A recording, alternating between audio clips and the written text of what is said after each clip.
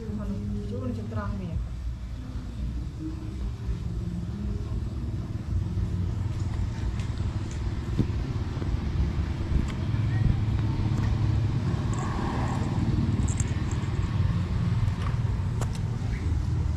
เต็มเส้นแจกตะลังโกนนะ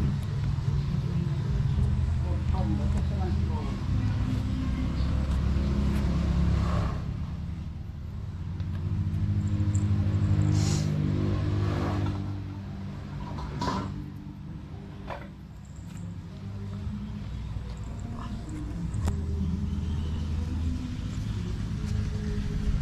ไม่ได้โทษแล้วเมตรเท่าไหร่ หลังอีกดิเขาไม่กินเลือดอ่ะหน่อย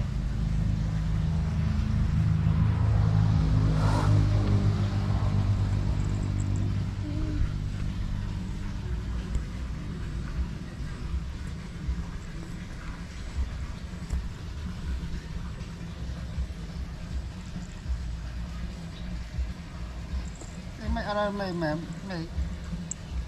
ข้างไม่เหรอ